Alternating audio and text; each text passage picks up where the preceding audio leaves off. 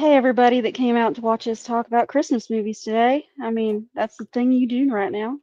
Just Of Christmas course, movies all the time. 'tis the season. It is indeed. Good movies, bad movies, depending, whatever we like.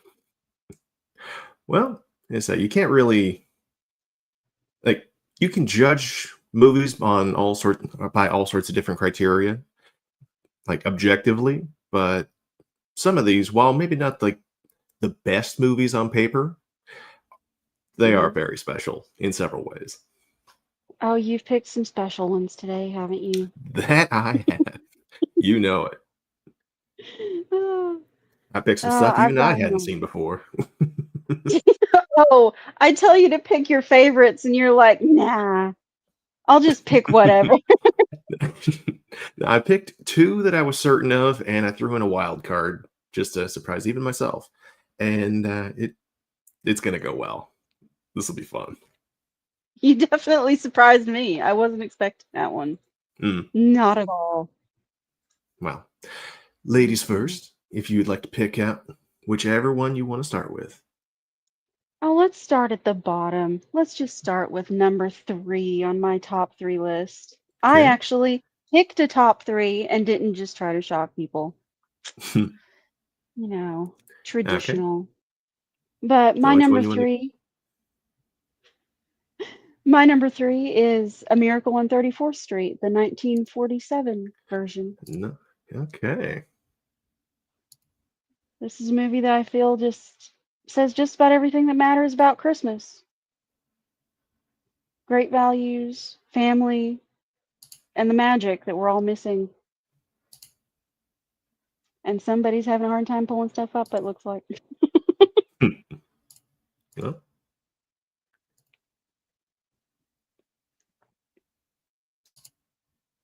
here you are. Let's just keep on talking.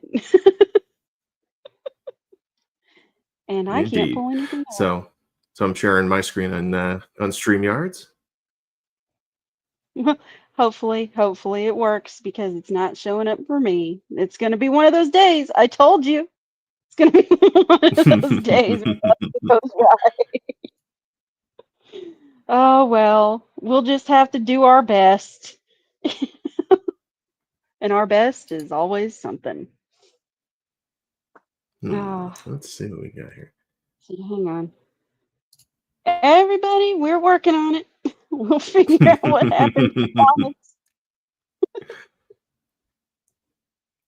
Yeah, for Uh, anyone interested, Rebel's been talking about how she would like to do her own streams here, and so I just asked if she'd like to talk about Christmas movies or whatever she was interested in. We have yeah, this very little wasn't prep for planned at this. all. Very little prep, and my usual co-host decided to pop in, so I'm gonna add him. There is what you were trying to add. Ooh, Aha. I yep. see. I see now. Totally Okay. user error. Mm, No one's fault but my own. no worries. Hello. Hey, Why, hello. welcome to the mess. Welcome to the Join mess. us. Oh, I've on- I've you. only seen the remake. I've only seen the remake of Miracle on 34th Street. Well, it's almost a Okay. perfect remake anyway. So Mm, it's just they take out a little bit to do with the. It's not as focused on Macy's as the original is because Macy's put a lot of money forward for this basically just a whole movie of product placement for themselves. But you know, they also put together a fantastic movie with a wonderful cast, and you know how much I mm. love Maria O'Hara, so she's amazing in this. Just as the perfect skeptic, like she's skeptical, but she's willing to believe in the end. She comes around. She's that mom that doesn't want you to believe in magic. She doesn't want you to believe in anything you can't touch. And she's kind of ruining her child and has to realize that it's okay. It's okay to let your kid believe in imaginary things and have an imagination. Mm, It's just a warm, mm. beautiful film. Oh yeah. So roughly when was the first time you started seeing it? Oh goodness. This is one that you start watching as a kid. You don't know when the first time you see it is because it's always Gotcha. there. Like I I saw it before the remake, so I had to been like 4 or 5 when I saw it for the first time. And it's just every year. It's an every year movie. I never get tired of it. It's one that I look forward to putting on when Christmas comes around. And has there ever been a better Santa Claus? I don't think I, there has been.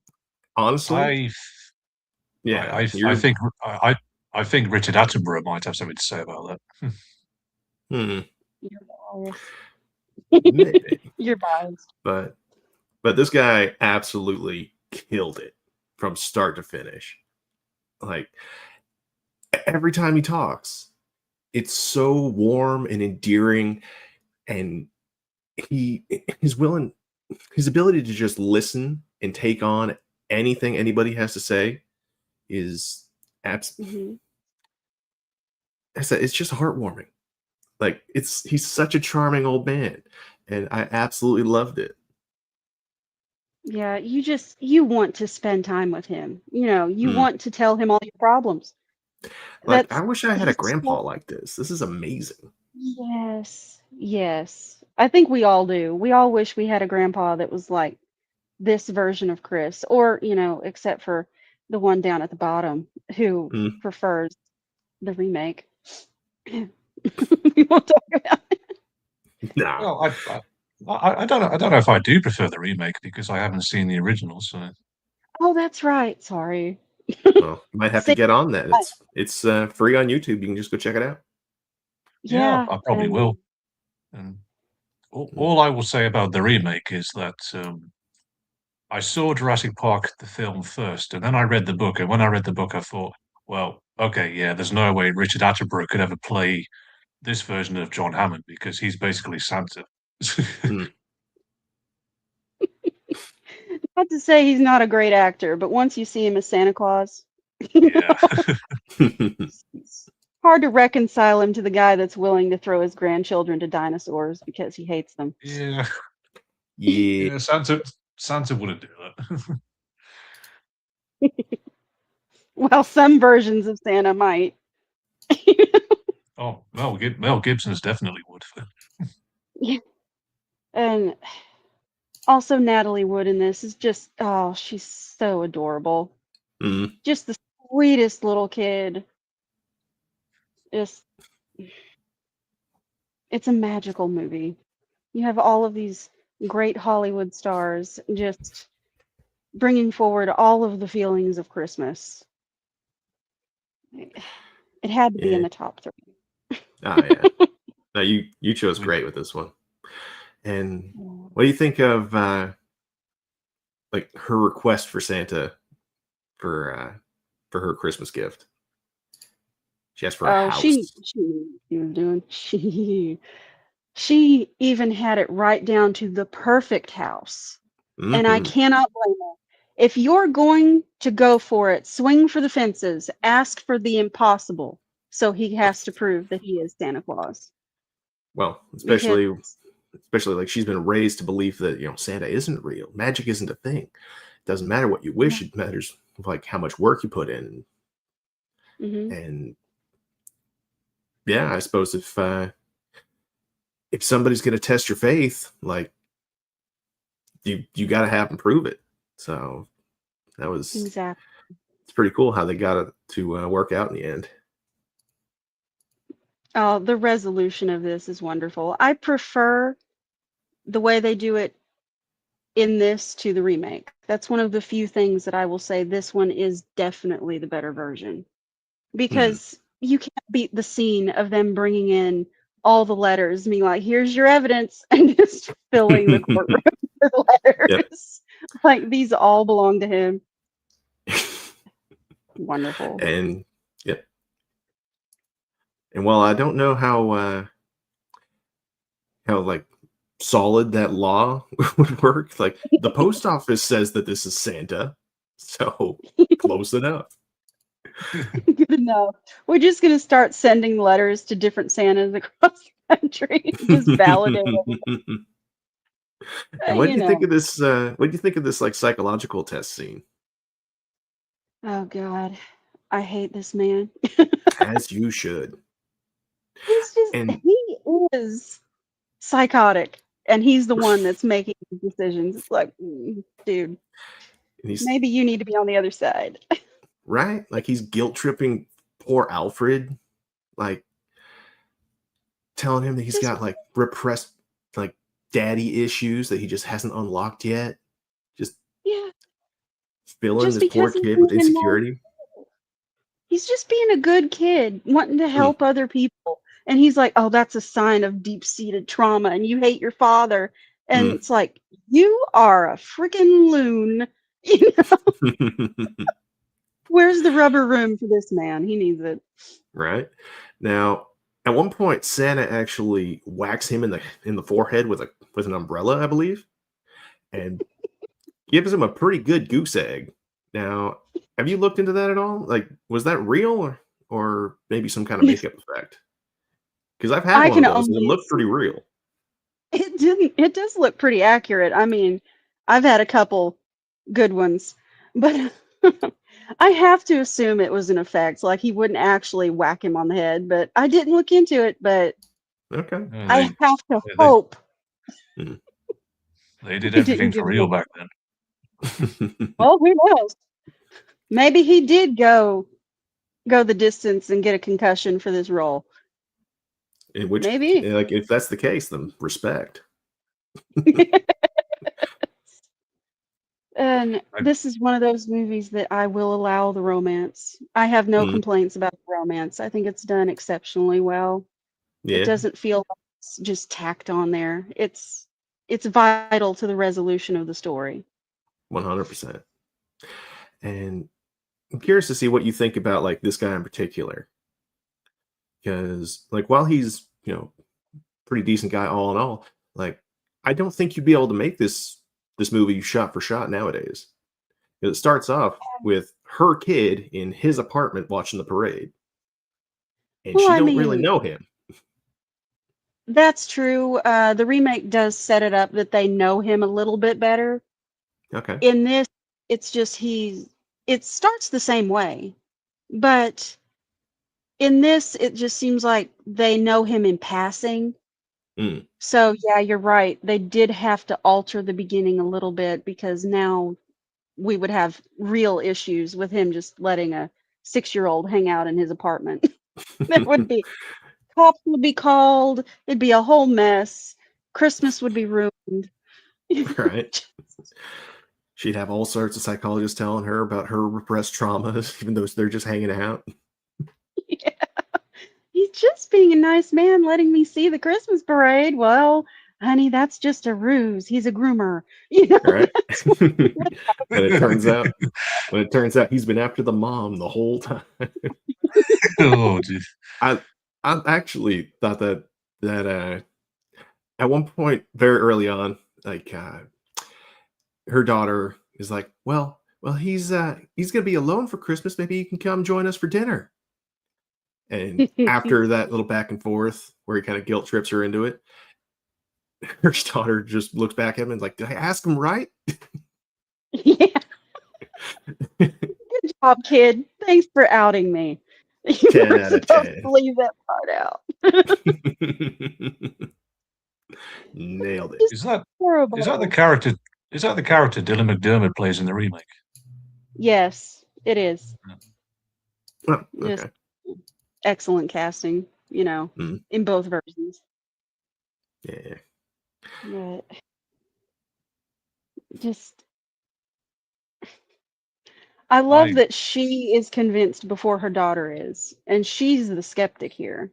Mm, And I she think that, I eventually think it's like, go I ahead. think in the remake she's not convinced, is she? In the remake, well, I haven't seen it. I think, yeah, luckily I've seen both. But I Lead the think way. it takes her until the last part of the movie when they get to the house. The daughter is she believes. She 100% believes, but the mother, it takes all the way to the end. And then she finally accepts it when everything falls into place that they can get this house and she's in love with the lawyer and they're going to have a great life. And they find Santa's cane there. And she's like, he did this. He did all of this. He must be Santa Claus. Must be. Yeah, it's just, they reverse it, but I don't mind. It still plays out pretty much the same. Just Hmm.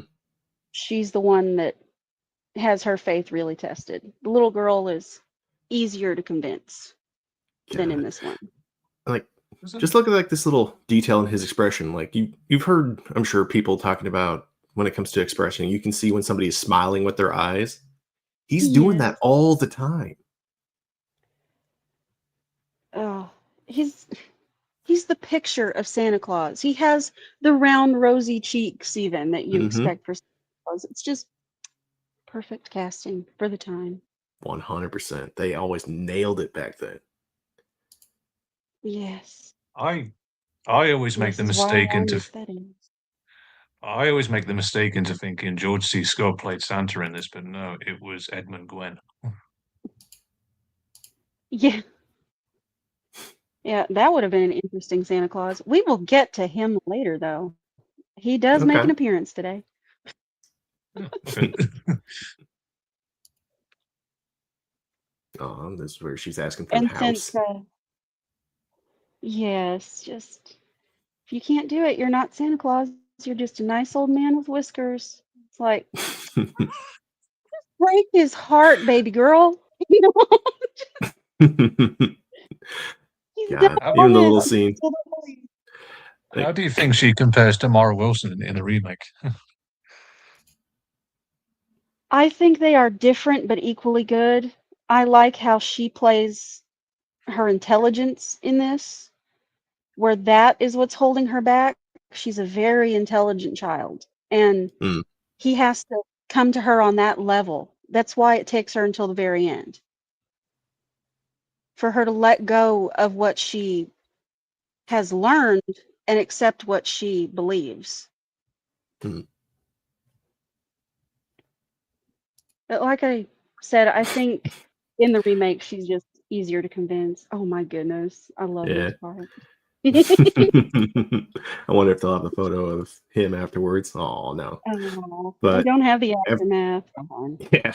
But afterwards, Santa gets some gum and blows a bubble and gets it all stuck in his beard.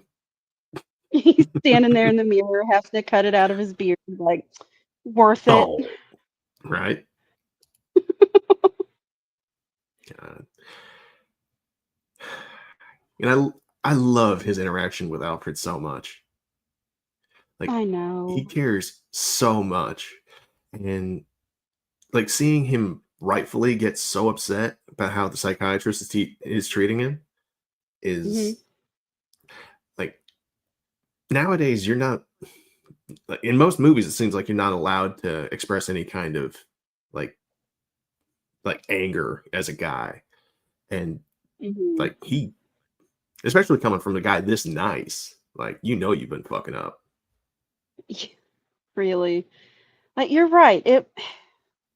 You almost couldn't make this again because they would consider that, oh, it's a display of toxic masculinity that he would express his anger through violence. It's like, but he deserved it. Mm. He deserved that whack on the head. You know, And to be fair, it was just the one quick whack. it's not like he went, Mr. Hyde on him and was beating him to death in the street. He just gave him a good old pop, just Yeah. it was fine. He and survived. God. and What and are he, you and he gonna say? pretty much and he pretty much was a younger guy harassing an old man who hasn't done anything to anyone. So it's so he was quite justified, really. Hmm? Yeah, and and tormenting a teenager. Alfred is only Yeah. 16 or 17, and 17, yeah. he's tormenting this poor guy into making him believe that he has psychological problems when he doesn't. He's Yeah, just and what's crazy is that guy isn't even a psychologist. Like, he's not a graduate. He's just some no, dude. he's just some dude that Oh, they hired.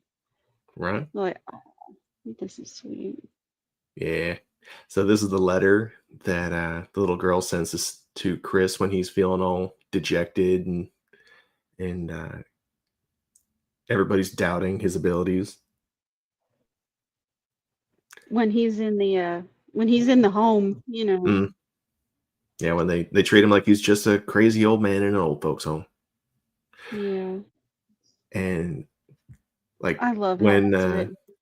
oh yeah, and when the extra e's. I know, that's so sweet. I mean, But oh, the little message that she puts down at the bottom too, that honestly yeah, made me want to tear up a little bit. Like, it's so good. I I don't know, you actually do get a little. Go ahead. I don't actually remember Susan writing a letter like this in the remake. So maybe I I don't know. I don't know if she does or not. They do change certain things for, updating it for, at the time, the modern audience. So I don't know if she does write a letter to Santa because the letter does not play into the resolution of the story like it does here. Mm, In this, her writing the letter is what prompts them to send the letters to Santa, hmm to Chris. Yeah, and I forgot what I was gonna say, but yeah, maybe in the '90s version they just sent him an email or something. Well, the resolution in the remake is they point out that um, on the back of currency it says "In God We Trust," and well, you can't prove the existence of God, you can't prove the existence of Santa Claus either. So there's no point to this, and I get why they did that, but I hmm prefer this way of doing it. I agree completely. Yeah, it's complete side note, but I've actually looked through some of like the legal texts here in Washington State, Mhm. and it doesn't refer to God in any way, shape, or form. But in the very beginning of it, it says, "By the natural rights of the of like whatever created our known universe." I'm not even surprised that Washington has it worded that way. Right? Just more words to say the same thing. Yep. Oh, God. goodness. That one looks like it's from a film noir, really. Mm, It yeah, I suppose. does. In some God. places, it does feel like that. I noticed this was made in 1947. I suppose it was a good way of cheering people up in the post-war years. I mean, this was literally 2 years after the war ended, so Well, that would be a great time to get it then. I can only imagine what it was like for him. But I mean, they kind of talk about it as things are still tight because parents are having problems finding what they're looking for. mm, And that's one of the only references to it being in that post-war environment where things are still kind of scarce. yeah, And they leave most of that out, and I think it's for the better I because this agree. allows you to just be in a place where it lifts your spirits and you aren't reminded that the world kind of still sucks a little bit. It's just it's yeah, just that's why the Korean War wasn't very popular in America because I think it was 1950 or 51 that started. That was mhm, 5, 6 years, and it's like we literally just fought one horrific war. Why are we starting and fighting another one right. in a far off country? Yeah. Yeah, and a lot of the post-war holiday films tried to shy away from that and really lean into the optimistic future that they were all hoping for. So, yeah, it does speak to the feel that the country had. Like, let's just put that behind us and believe that it can be better. Mhm. Yep. Yeah. We go I on love that. tangents. I love that this whole thing started over him being upset over this drunk guy. all I all I all I will say about that character is he's way more crass in the remake, and I do mean a lot more crass to the point where every time I watch it, I think, is this really tasteful for a kids' film? But yeah, Well, if you're worried about crass, you should be forewarned. I got some stuff coming up. okay. Oh Lord, his list is something else. Let me tell you. Yeah, But but yeah, you say all in all, I'd say absolutely amazing film. Definitely earns the 8 out of 10 that IMDb gets it. I yeah, this film is almost 80 years old, and I would easily recommend it to anybody. yeah, it's on a lot of platforms right now. Go ahead and watch it, and I would say it's a 9 out of 10, but that's just me. Yeah, good stuff. Yeah. Now it's your turn for your number 3 pick. We'll do it that way.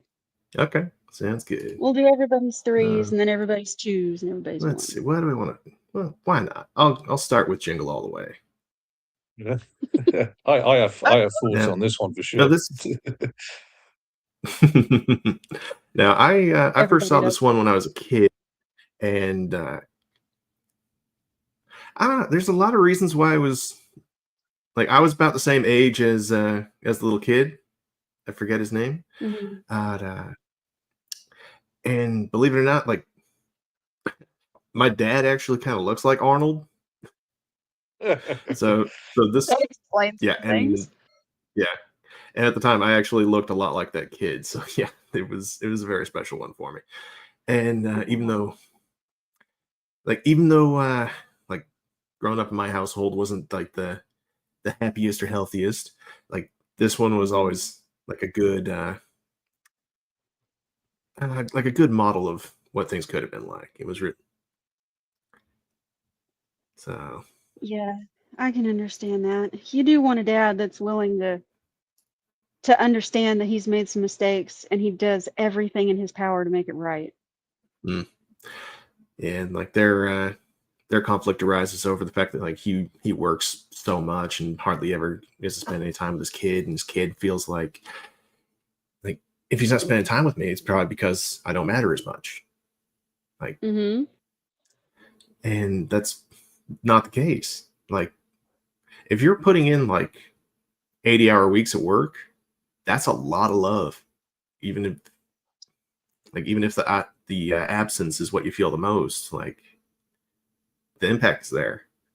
I don't know why it's having such a hard time loading. But For me, He does for that me, watch sometimes. for me watching it now is kind of a sobering experience because Phil Hartman who played Ted. Mhm. Yeah, it wasn't that long after this he got murdered in his sleep by his girlfriend.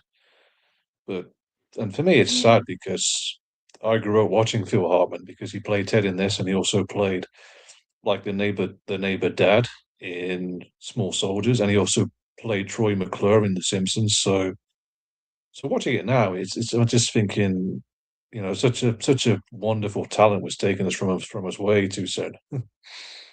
Oh yeah. mm, Just he 100%. does add to this. He adds a lot to this. And Yeah, Yeah, love the little midget Santa. yeah. When Arnold picks him up and throws him across the warehouse roof. Yeah, or he just watch punches him and flies on a string across the room. Yeah. Yeah. Oh no, Oh, it's I God. do. yeah, no, it's Big Show that's trying to punch Arnold, but nails the little guy. Yeah. He played Big Show in Watchmen. No, Big Show was the big Santa. Let's see if I can find him. That Oh, okay. yeah, the big Santa with the suspenders. This I this is basically my dad. Oh, damn. Imagine growing up with that image. Right?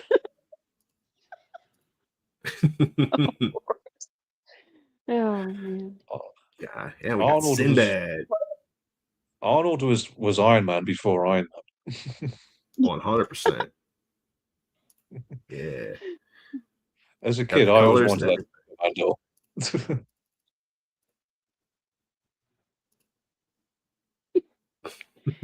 This, I I've think I've only I've seen this twice, sadly. Really? this this Yeah. film's always a bit of a guilty pleasure for me. And then I watched James Rolfe's review of it, and he said the film actually works better if you see it as like a satire of Christmas. Mm, yeah, that makes sense. You can kind of see that, I given we punched him in the face. yeah, yeah, I Yeah. love Arnold in it. I love Sinbad in it. I obviously love Phil Hartman in it. It's just such a funny film in my opinion, especially the bomb bit where, where Sinbad goes, Where he's it just really was a bomb. There are sick people in this world, sick people. because he was just bluffing.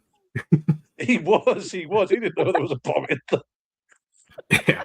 And that cop who's just getting fucked up all throughout the movie, he's like, "Don't worry, I was on the bomb squad for 20 years." Yeah, and Like, then it this is, explodes. yep, this is this is just a package. Oh god, I'm gonna have to watch What? this again. Hey, What? What roles has Arnold Schwarzenegger turned down? They got him imposed on Superman. That's just Oh, gross. you know, he was offered Superman, but obviously Can they you went with imagine Christopher Reeve that? instead. Yeah. just the accent alone. I'm sorry. I love him to death. But the accent alone in Superman would have been absolutely, Oh absolutely. no, the kryptonite. I've I've always said Sylvester Stallone is a better actor, but I don't think he could have done this film. It's Arnold's film through and through. Trying to think of any Rambo lines that would fit there. No, it's I think Arnold's just always been better at comedy, really. I Oh, mean, 100%. we've seen Sly do comedy, and Mm. it doesn't work. No, Yeah. he doesn't. No, he's no, stop or my mum will shoot. The only time that it worked was because he wasn't the funny one, and that was Tango and Cash. Mm. He That's true. played it so Russell was funny. Al- although tying it back to Jingle All the Way, it was actually Arnold who tricked Stallone into taking on the role in Stop or My Mum Will Shoot because he had one of his people tell Stallone's agents, "Oh, Arnold really wants this role. You should get it before he does," and Stallone ended up starring in it. Oh god, the Yeah. the pranks that they played with each other. Oh my god, ridiculous. Yeah. Yeah. Sorry, I got to I point do out. believe, I do believe, I do believe next to Arnold, yeah, that is Jim Belushi, yeah. Yeah. I got to point out 3M5000's quote here in the chat. Get to the fortress now. Oh my god, Uh, AI is going to give us this someday. I just know on a the full complete movie. off-topic side note, I am genuinely excited for that because there are versions of movies that people wanted to make happen that just don't exist, and they will. Mhm. Like way back in the day when he was like the hottest thing on the planet, Michael Jackson desperately wanted to play James Bond. Oh my god. Oh, he And I'm wanted gonna to be play able to Peter Pan as well. yeah. Well, that would Well, have fit just fine. But him as James Bond would be fucking hilarious. we need to start reviewing that when that happens. We'll Oh, review these AI movies. Oh, oh, you've got the Bond fan here, so Oh nice. god, I can just imagine. Just imagine the way he's gonna freak out if that ever comes to be. Oh my god. Just having him moonwalk into the barrel in the beginning. yeah, moonwalking. Oh god, no. No, thankfully they went with Pierce Brosnan instead. So not wrong. Dodged a Yeah, bullet that day. literally. God, but like the reason Michael wound up failing that, like he was talking with a bunch of producers over lunch, and they said that he'd be too sensitive for the role, and at one point, shortly afterwards, he wound up crying in front of them because he got guacamole on his hat. Oh, And they're like, "See, you're way too sensitive for this." Oh my God. Of all the ways to lose a role, Right? crying because of guacamole on your hat. It's too good not to That pick might, up. that might be a sign. You really weren't for that. You weren't about Yeah. that life. Mm. But yeah, I absolutely love this whole movie from start to finish. It really, I feel, embraces the actual like spirit of Christmas, where it's all about. It really is all about just family at the end, because like his kid's upset that he didn't get his favorite toy for Christmas or whatever, and he Hmm. put in so much effort to get it, but at the end, his kid finally got to see like how important he is to his dad. To see like his dad as that, like the human equivalent of that toy. He says, "Why do I need the doll for? I've got the real Turbo Man at home." Yeah, it really doesn't deserve the hate it gets. Yeah. yeah, It, it and has a good and message in the end. George Lucas saw this film and saw Jake Lloyd and thought, yeah, he would be perfect as 9-year-old Anakin. Mm. Well, whether that's a good thing or a bad thing, that's for It's a another good day. thing. Mm. It's a good thing. The prequels are good. I don't care what boomers say. Anyway, moving on. Yeah. We Okay. will be here for 9 hours if we start talking about Star Yeah. Yeah, we don't talk about Star Wars no more. It's dead to me. So, Ever The wow. since mouse. ever since J.J. Abrams came out with The Boredom Awakens, yeah. Mm. Doing Star Wars. Moving on. So, Rebel, which one would you like to pick next? Well, you I need to pick down there on the bottom. Your top I three. Think of what my you really enjoy. my top three Christmas films off the top of my head would be the Santa Claus movie with David Huddleston and John Lithgow. Um, number two, I think, would be I'm trying to number two. Number two would be Joyeux Noel, which is about soldiers in World War One putting down their weapons and being like, "Why are we doing this? Why are we trying to kill each other?" And number one, well, Die Hard. Nice. I have the most traditional list here. How did this happen? I should have gone crazier with my list. Next year. But yeah, Next. but look at this. Like, it's got like a less than a 6 rating, 95% popular. The Yep. people have Hell yeah. spoken. Nobody will admit it though. Yes, the people have Mhm. spoken. We approve. Critics don't know anything. Two dads, one toy, no prisoners. I've always loved that bit where Arnold just loses his shit and basically attacks the Turbo Man cutout with just He can't take it anymore. no. Tired of you. Oh my goodness. Yeah, All right. good times. Yeah, I'm gonna have to watch this again. So Mm. so what Looks film's better next than on the I list remember. then? Well, Rebel's got two more. Yeah. Yeah. My number two is A Christmas Carol with George C. Good Scott. choice. Ah, I And you really you like this one. I really do like this one. I think it's I would say objectively it's the best Christmas Carol because objectively my favorite is the Muppets version. But this is a great film. It really is. Mm, it 1000%. is. And it's one of the best adaptations of the story. Like it came close to losing out to the animated one, but in Mm, my heart, I had to pick this one.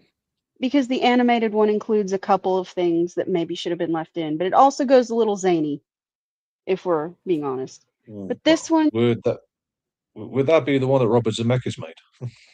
yeah, with his Uh, weird animation style where everything is a yeah. little too on the nose. But but this is just it gives you that warm feeling of Christmas, teaches you to appreciate what you have. Mm. Appreciate the time you've been given and don't be a miserable bastard around Christmas time. You could make a very strong case for George C. Scott being the best Scrooge. Oh, Oh 100%. yeah, absolutely. Like Michael Caine is very close. I mean, Mhm. he might be Because surrounded by mother, but he plays it straight, uh, and he is really good. Patrick Stewart comes very close as well. Yeah, but George C. Scott just has that Yeah. voice, man. That might be what sells it, really. His voice just puts him just that much closer to being exactly what I imagine for Ebenezer. Yeah. It starts out so raspy and haggard, but at the end of it, he's got some actual like emotion he's Yeah. putting in. Like, Joy starts to come back into him a little bit. He lets himself feel again after being obsessed with money for his entire life. It's like yeah, it's okay to be human. It's okay. yeah. And then he's just so thankful that when he wakes up, Christmas hasn't passed.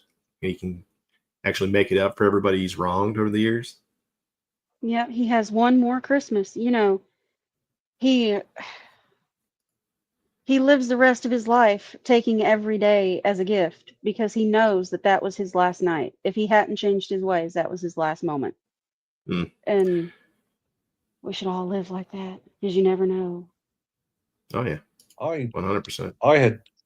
I had seen Patton before this, so for him to go from that to this just showed how much range he had as an actor. Mm. Yeah, and he's still my favorite version of the Ghost of Christmas Present. Mm. No one will ever be better. Just Yeah. the way he switches from pure joy to his accusation towards Scrooge, like this is what you give to the world. You give Mm. greed and suffering. These are your children. It's like, oh, that is such a good scene. Mm. Yeah, Edward Woodward was one of our best character actors. He had, obviously made his name in The Wicker Man, and he had Yeah. popped up in several things, including this. He was also the equalizer. Let's not forget that. Oh really? Yep. Yeah, before Denzel, it was Edward Woodward. Oh wow. I'll have to check that out. He's a magnificent actor. It was a weekly series. I recommend. I watched it all the Okay. time as a kid. Oh, I don't recommend watching the Nicolas Cage version of The Wicker Man, unless for the memes. Well, I do love me some What? Nick Cage. Yeah.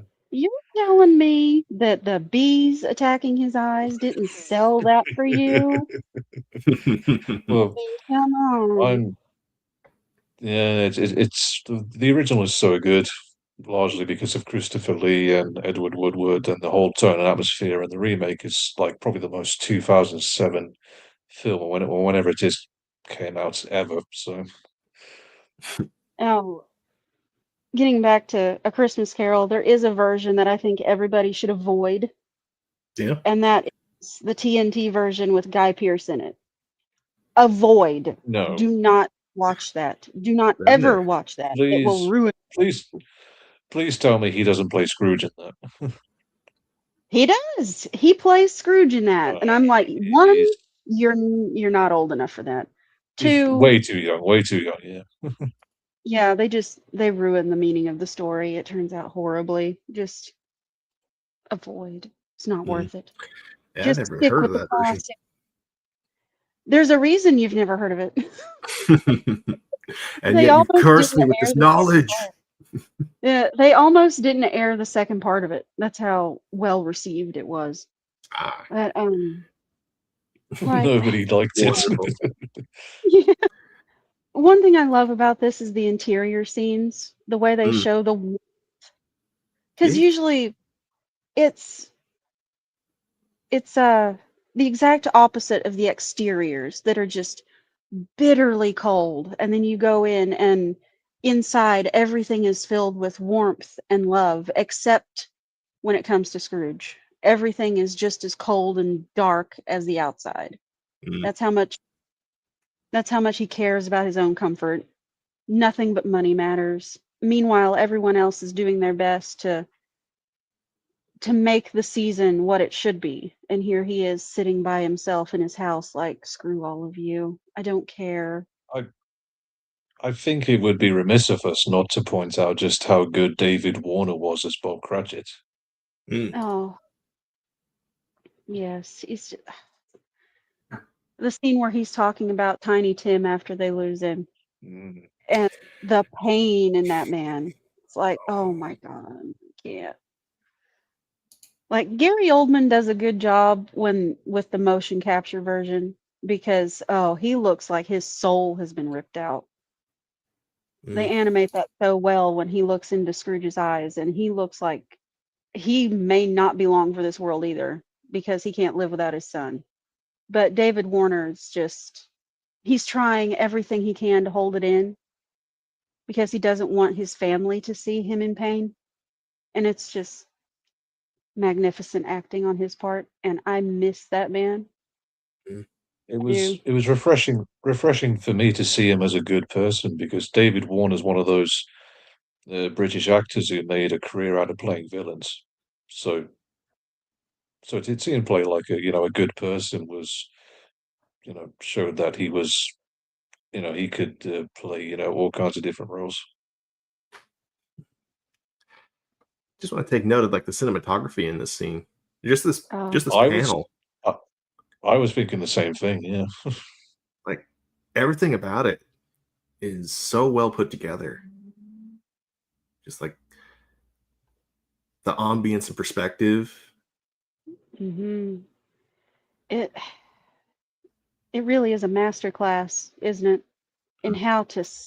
how to light sets, how to Yeah. light environments. Mm. Like Because this could just be a painting. it could be. The light in this movie sets the tone for every scene perfectly. Like, Mm. I don't know who was the head of the lighting department on this one, but you earned your money. You did a great job. Look at that. It's so ominous. You just Mm. know death is waiting for him. It's like, oh, Yeah. if I remember correctly, this is when he meets the Ghost of Hmm. Ghost of Christmas Future. Yeah, yeah, Yeah. And Christmas. I love that out of all the ghosts, this one doesn't say a fucking word. It just No. it just points out like death as an idea is just an inevitability, an Mhm. uncompromising end that we're all gonna have to face. And it played like whoever plays that absolutely nailed it. So this was Yeah, Michael Carter. like Michael Carter. Yeah, Yeah. And I just his love the movement. there's a version of therapy where like the therapist will basically uh, ask you a question and then like basically your answers will lead them or will lead you naturally to the answer that you're seeking. And in this case, Death is just pointing out the truth of what his future holds if he maintains his current path. And he does all of the dialogue is from him. So I'll when he's give I'll give the Muppets version credit. When I read Harry Potter, I always imagine the Dementors as being like as Muppets Christmas Carol did the ghost. So it freaked me out as a kid. mm, Every version, in my opinion, every version of The Ghost of Christmas Yet to Come is terrifying because of what it is and what it represents and the eeriness that they show. And it doesn't need to speak. mm, It, you know. even as a kid reading A Christmas Carol for the first time, it's like you get the concept. Death is waiting. You just experienced joy, but joy doesn't last forever. Death is coming, and Mhm. it's up to you to decide how you meet that end. Mm. You just quoted 100%. Gladiator. Well, a little bit, a little bit. Mm. Yeah. Have either of you ever read like any of Dickens' other works? Don't think so. I'm trying to think of what I have on the shelf. I have them over there. No. I've read several of them, Mm. but not for a while. Yeah. It's just Yeah. He's written some really really cool stuff. I love his prose and the manner in which he expresses himself was absolutely amazing. And like the more you learn about the guy himself, it's absolutely fascinating. Like there's just like fun facts, like he was a regular at every bar in London, and he was just so popular that people would just buy him drinks. well, hey, if you can get away I with it. Right? The I've, absolute legend. I've seen a few adaptations of Oliver Twist as well, so Mm. Yeah, Yeah, speaking of the lighting. yeah. Oh, the brilliance of the lighting in this, just shining off every surface. It's spectacular. Mm, And the way he arrives with all the excess of Christmas, you mm, know, the presents and the feasting and the joy and just everything we all look forward to in Christmas. yeah. But he also brings the meaning of it with him too. Mm, 100%. God, it was so good. I know. And what's that again? Yeah, Mark. This is also a sad scene. Yeah. The path not taken for Ebenezer and what he could have had, but he fell in love with gold and Mm, money the and absolute position. dummy. Yep. And I think this is one of the few versions that shows exactly what he lost. Shows her with all of her children and how happy they are, and he's just this bitter old man that even seeing that is like, just, I don't want to see anymore. Just get me out of here. Like, just consequences of your own actions. Yeah. Yeah. And a lot of people live in a certain degree of denial towards their mistakes. They simply don't want to acknowledge it at all. And Yes. it's wild that like even the memories of mistakes that you made in the past can absolutely devastate you after years. Oh, yeah. Sometimes the effect is just, you can't help but think back and be like, man, if only I would have turned left when I turned right. Just that one moment. If I could go back and fix that one moment, Mm, things would be completely different. But, we can't do that. nope. Nope. We just We're gotta learn from small. them. Yep, that's all we can do. Learn to be better. Yeah. Though it's a shame that we're all so stupid. Like I can't tell you how many stories I've heard about, the things you should and shouldn't do. And like but actually have to go and do it myself to be like, oh, you guys were right. You're that kid that just has to touch the fire, aren't you? Well, it's it not is just it me. is so shiny. So pretty. Now I got a flamethrower and shit. Oh my God. He's not lying, by the way. Since you don't know, he actually does have a flamethrower. Yeah, it's awesome. It's an XM48-M. Oh my God. Knows that off the top of his head. Yeah, I keep it You right know, next to my bed at all times in case I need something to cuddle up with.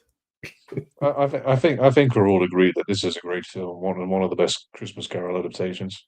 Absolutely. Oh, yes. It's another 9 out of May- 10 film, in my opinion.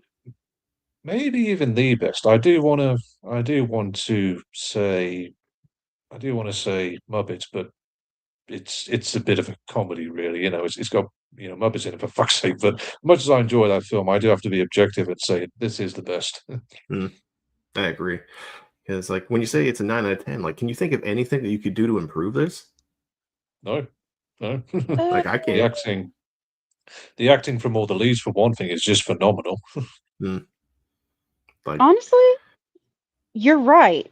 You're right. There isn't anything that could have been done to improve it.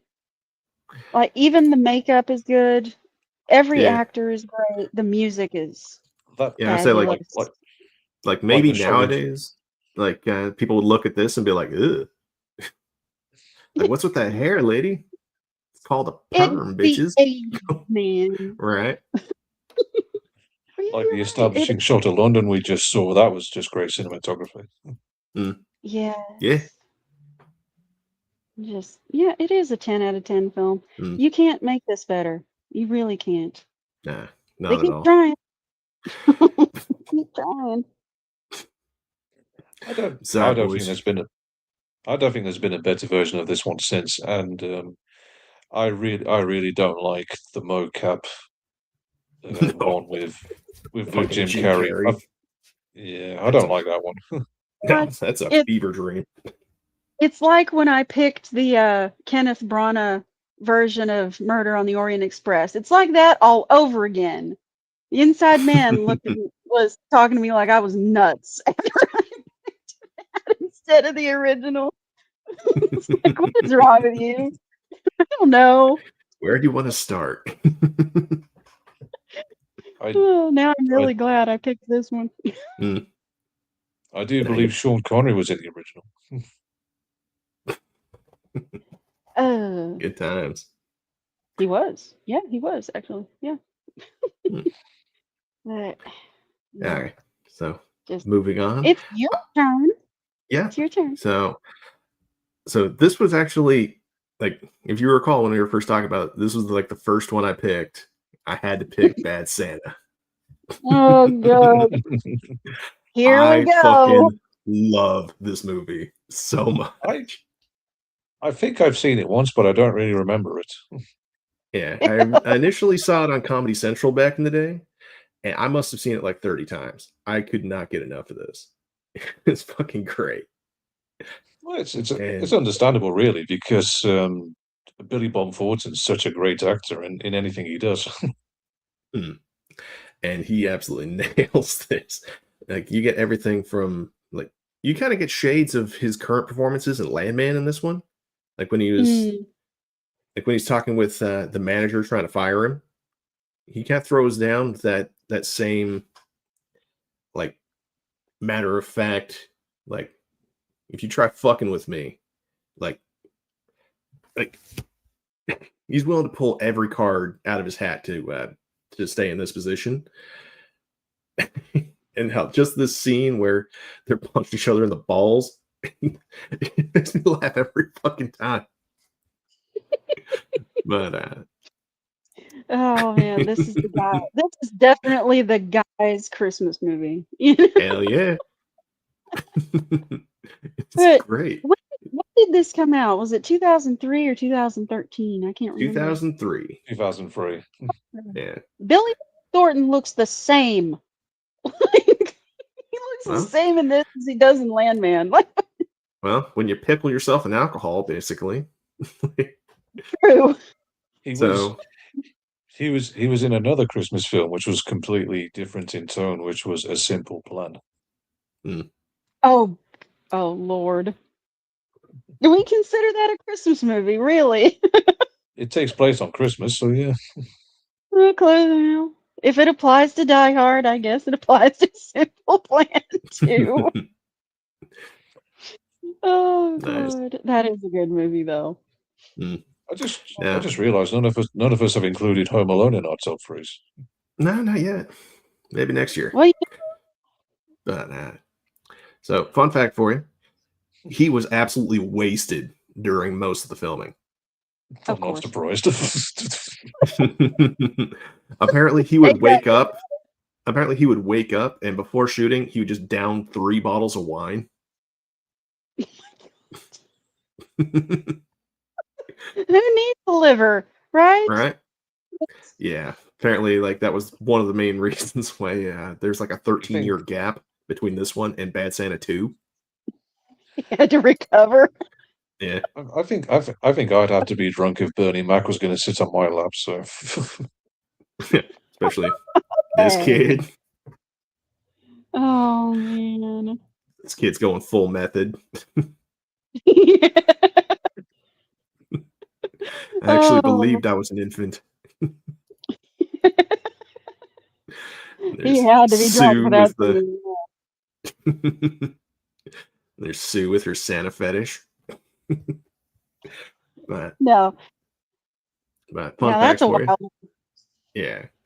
So have you guys heard the proposed titles for this movie that didn't make it? Oh, I gotta hear this. go on. Uh, one of them was just straight up Santa is a pervert. Wow, just hit that one right on the head. No Right? subtle. Like, nah, it's like the whole target is the bullseye there.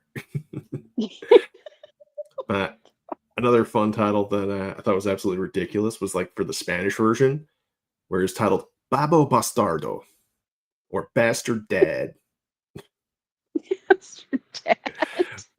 which is really funny because like he's not a dad. That is so weird. It's a complete misunderstanding of the movie. This is what happens when you localize translations and shit. Like, it just goes wrong. Now, Was that John Ritter? let's see. Yes. You are correct. Yeah. I think he died not long after this. Oh, Another one. Another one. I'll have to look that up. But yeah, like this kid here, let's see, that was Brett Kelly playing Thurman Merman. Thurman Merman. Your parents And hated you. Thurman it Merman. did. And like this kid is fucking perfect for this role. Like he's dealing with bullies, and you can totally see why, because he's very disconnected from reality. There's not a thought going on in his head. He's got snot pouring out of his nose all the time. He's just a dumpy little guy. Yeah. And but at the same time, like he's completely innocent in everything that he does. There's nothing fundamentally wrong with him. He just is who he is. And like I love that he actually like cares enough to put in effort, even though he's not really good at stuff.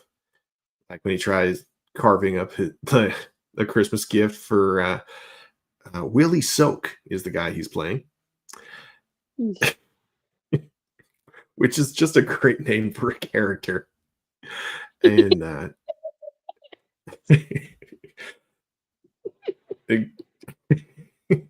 especially for such a womanizing bastard. Absolutely love him. Oh god. And if you don't remember, this guy's name is Marcus Skidmore.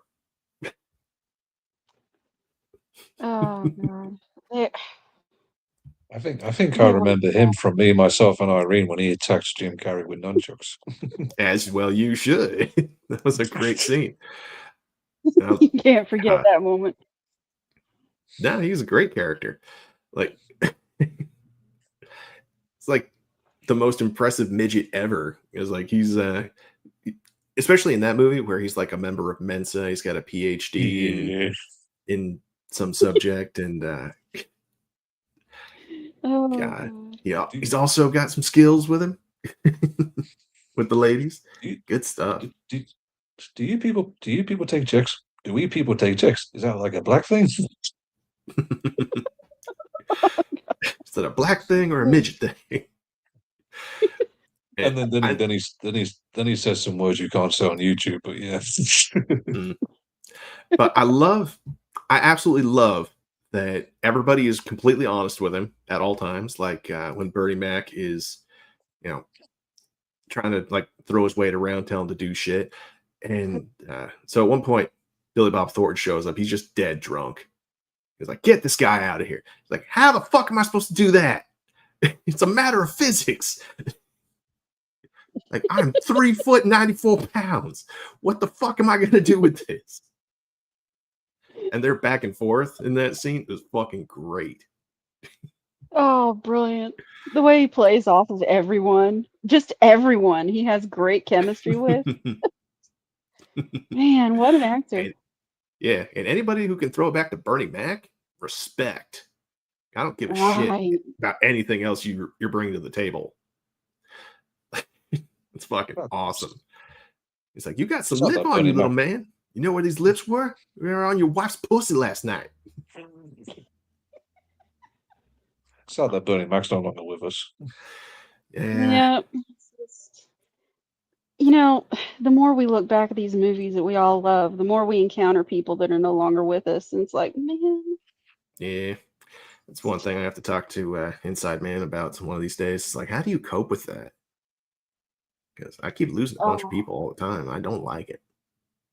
yeah, just, yeah, that'd be a great one to talk to about that. All the Mm, stories he has to tell. I mean, given yeah. how much we both talk to him, Mm. we Well, both know. you've got a lot. You've been getting them a lot more than I have lately. So that's why I say you're lucky. I'm blessed like that. I'm Yeah, you blessed. are. Oh, Bernie just sitting there in his gold everything. That Yeah. entire room is shades of gold. Love it. He's such a great character. Like, even when he's getting his toes done. He was very funny in what's the name of that film where his daughter dates a white guy. Who's coming to dinner? That's yeah. I guess that was a really funny film, largely Yeah. because of him. Mm. Dude, everywhere he went, Well, he was fucking amazing. everything that he was in, he was hilarious. Even a short Yeah. scene in Transformers, he was hilarious. Yeah, it was Mm. Guess Who. It was the shortened title, Guess Who. So, yeah. Nice. Mhm. Although the film, oh, sorry to go on a tangent, it kind of doesn't really work. Like I know it's a remake of another film with a similar theme, but it kind of doesn't work now because it came out at a time where most people don't care about interracial relationships. So, but yeah. Yeah. Oh my goodness, God. look at that. Yeah. This little kid, Just they got him right before he sneezed right on his fucking face.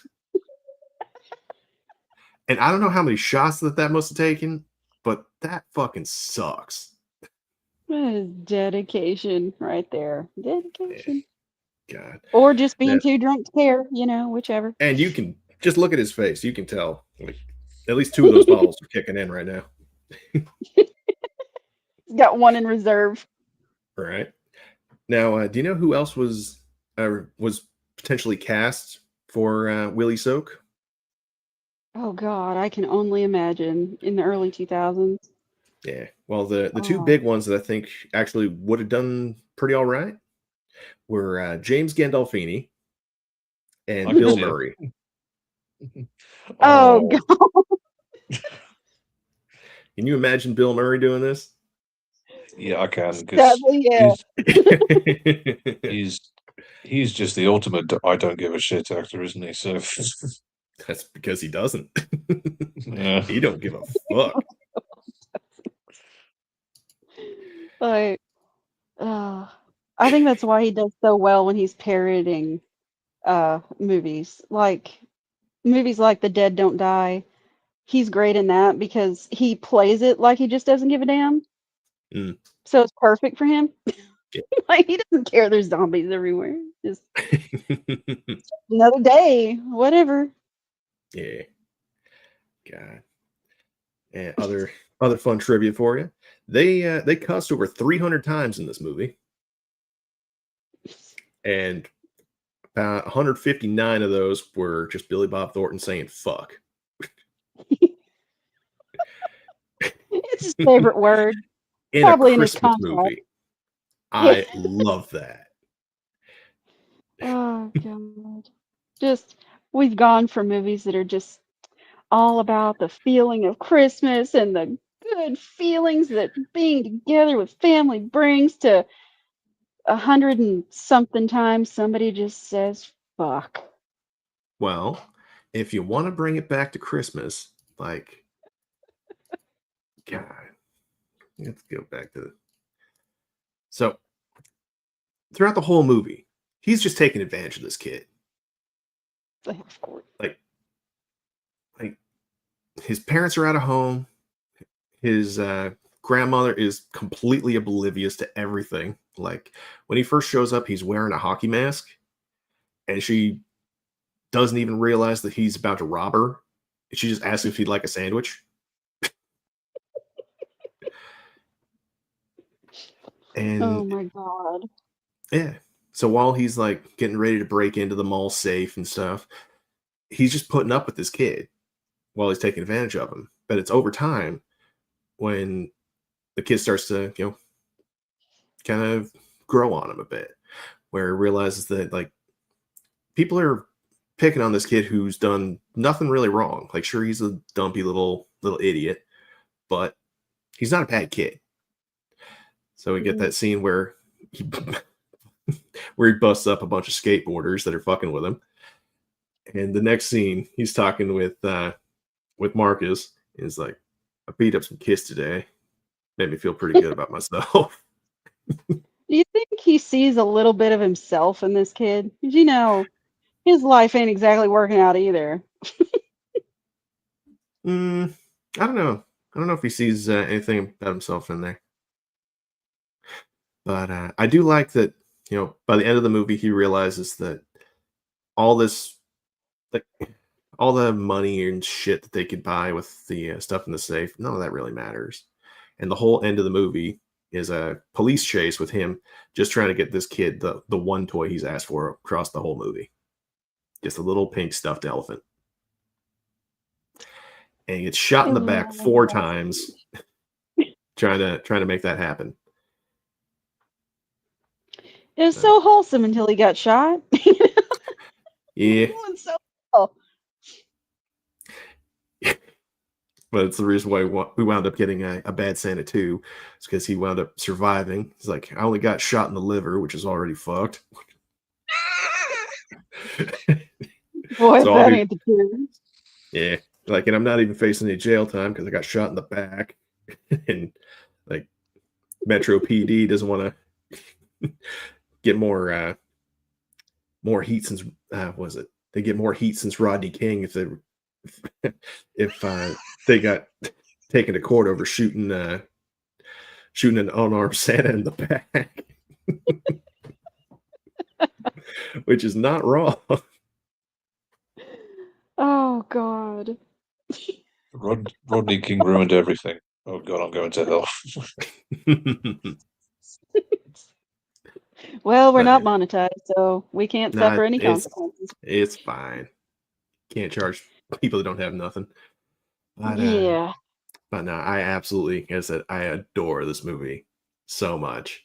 Like I think I might give it another watch. go for it. It's I highly recommend. Yeah.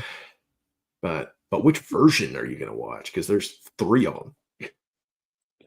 I'm assuming So- there's an uncut version. That's usually the one I go for. My man. So there's a theatrical version, a director's cut with about an extra 17 minutes worth of scenes, and then there's the unrated version, where which I prefer. Because I fucking hate censorship. This So, time do with as well. more cussing. But yeah, I would personally highly recommend this to anybody, especially if you're overly sensitive, just because it'll be good for you. I like that. It'll be good for you in the way of smack in the mouth is good for some people. Hell yeah.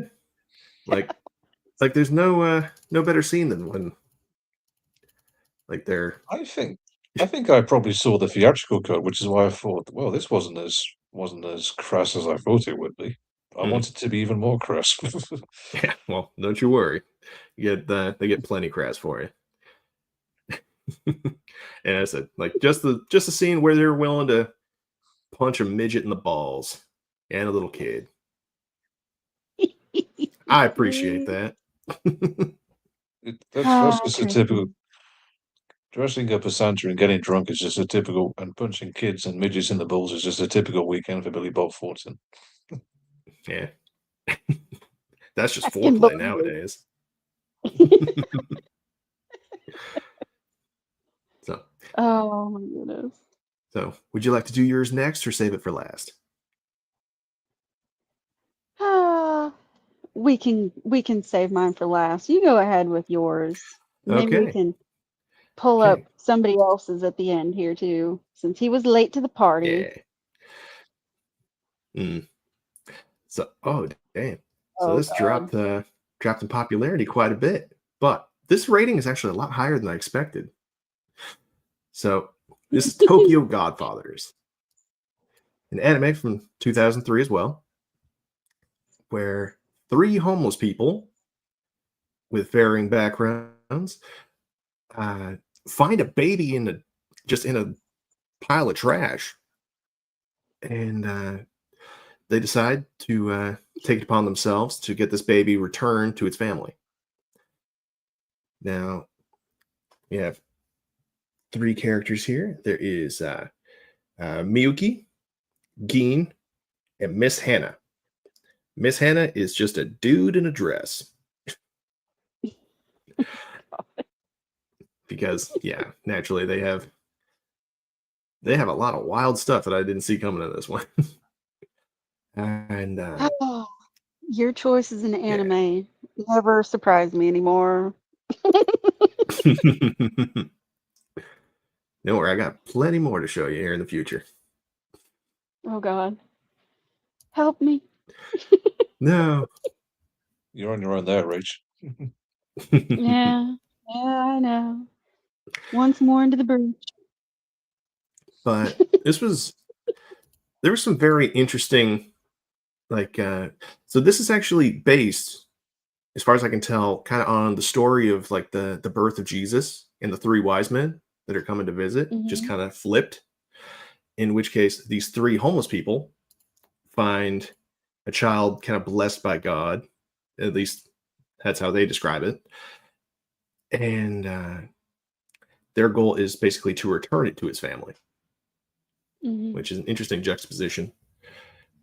And all across the way, like pretty much every encounter that they run into, every obstacle that they run into, uh, gives them an opportunity or like a little breadcrumb to progress the story. But all of it's very kind of contrived in a certain way. Like at one Hmm. point early on, they go to a graveyard specifically to steal all of the offerings there that people have left. Stuff like wine that they've left, or on one occasion somebody has lost a child, so they've left a whole bunch of baby supplies. They're like, yes, I knew God was with us. Oh, that is one way to look at it. Mm. So I said, this is Geen. Uh, the way he became homeless was that, at least in the beginning, he claims that he used to be like a professional bicycle racer, but he took a bribe and got caught essentially, and that just ruined him. He lost all of his Mhm. sponsors, his family left him, and he wound up on the streets as a result. Miss Hannah, Mm. uh, he he becomes immediately attached to the kid because he was also abandoned as a child Mm. and didn't really have a family of his own. He kind of didn't find a place where he belonged until he got got in with a bunch of like drag queens and singers and stuff. But after a confrontation when he was performing, he he was so ashamed and so upset that he might have ruined things for, like, he basically assaulted a high level patron that was insulting his singing, and he was worried that he tanked like the whole bar and everybody's lives. So he just kind of ran away and became homeless. Miyuki, I think you'll greatly enjoy, Rachel. And at one point, it's discovered that she had a cat with a very particular pattern on its back that looked like wings, so she called it Angel. Oh. And but she came home one day and the cat was just gone. Like her dad took her to the pound. And she was so upset that she stabbed her dad and My ran girl. away. Yeah. We And don't allow for that kind of disrespect. nope. And for 5 years, she's just been on the street. So we got our colorful cast of characters here. And this they don't know the kid's name, obviously, but Miss Hannah names her Kyoko after the Japanese word pure light, which is just beautiful. The animation on the baby is just adorable. Just Yeah. Now I loved this one. Like I didn't expect to as much, but it was fucking great. And I don't want to spoil stuff for you, but you're trying real hard. I can yeah, tell. yeah. So, but this is the scene where they return the kid to the mom, and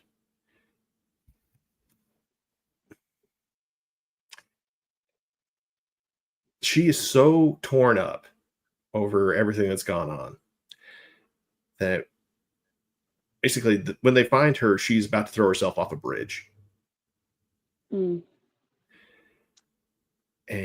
like over the course of the story, you get to learn about her and her husband, how wrong things were going, and what kind of pushed them into that position where they just left a kid in a pile of trash with just a note saying, "Please take care of our baby," and a little key that would give people like some supplies or some context clues with which they use to try to track her down. And it was really cool to see like the amount of effort that these people who have nothing are putting in just to save a kid. And initially, like they're yeah, it is pretty dark. But like they Miss Hannah especially really like Gein's initial response when they find the kid is that we don't have anything to offer this kid. We don't have any milk or formula or any supplies or diapers or whatever. We're fucking homeless. And so by rights, we should just take her to the police and wish her the best.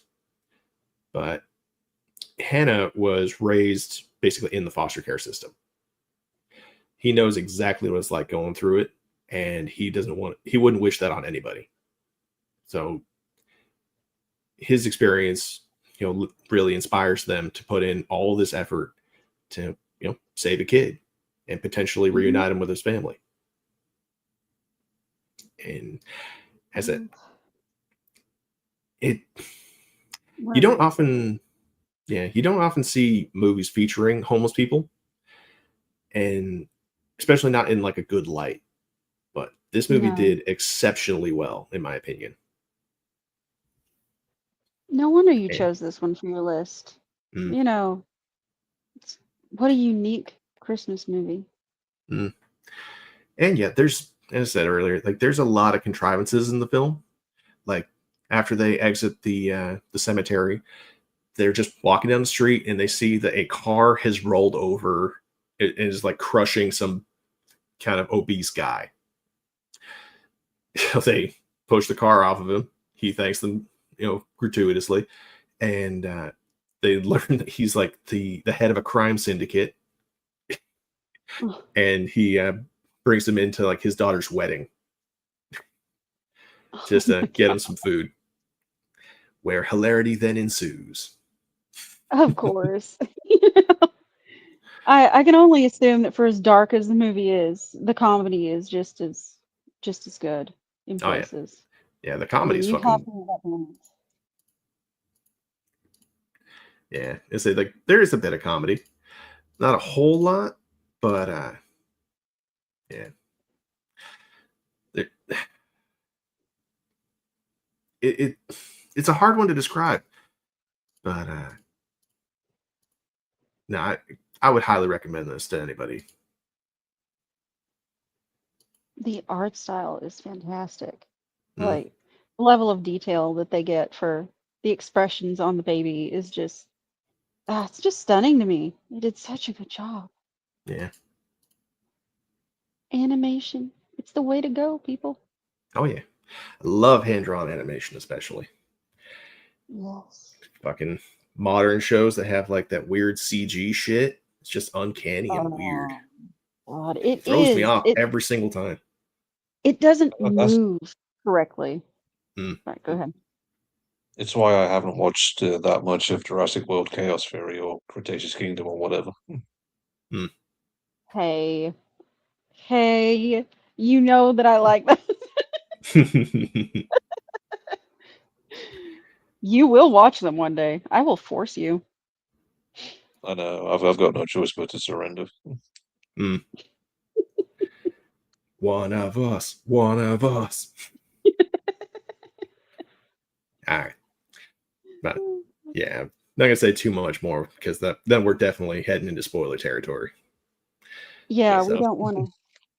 We don't yeah. want to tell them the So whole story. no, as I said, there's a lot of twists and turns to this movie. Like they all get separated at several points, and they gotta find each other and you know continue on this journey in all sorts of different ways. Like at one point, Geen just finds some fellow old homeless guy who's been through the ringer. He's guy's old as shit, and his dying wish is just to die drunk.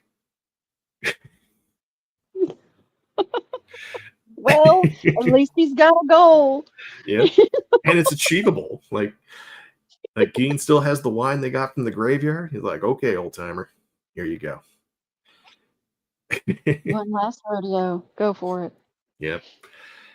And when he tries covering the old man's eyes, accidentally opens them wider. Breathe. Like, ugh. I wish I could find that still, but yeah. Oh, right. All right. So let's Yeah, it go. sounds like a great movie. I loved it. So let's go on to Now for yours. And you chose National Lampoon's Christmas Vacation. now for something less dark. Well, dark in a different way, you could say. Because it's Why am I not surprised that Rachel picked this? because I'm relentless. Everyone will watch this movie. Yeah. And I did just for you. Oh, how can you not love it, really? Just the the insanity of a holiday just turned up to 11. Uh, Everything that can go wrong does Mm, because of him. It's his yeah. fault. It's all his fault. Oh yeah. But he will never acknowledge it. Nope. Nope. That guy is basically the worst. Wait a second, Uh, was that what's her face? Which one? The The actress mother or the who was daughter? in the actress who was in From Dusk Till Dawn and Strange Days. Yes, it was. It was Juliette Lewis. Oh, okay.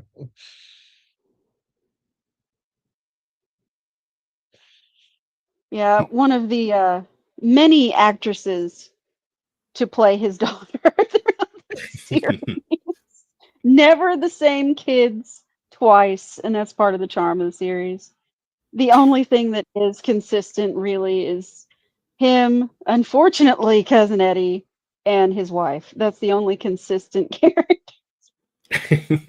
Oh god.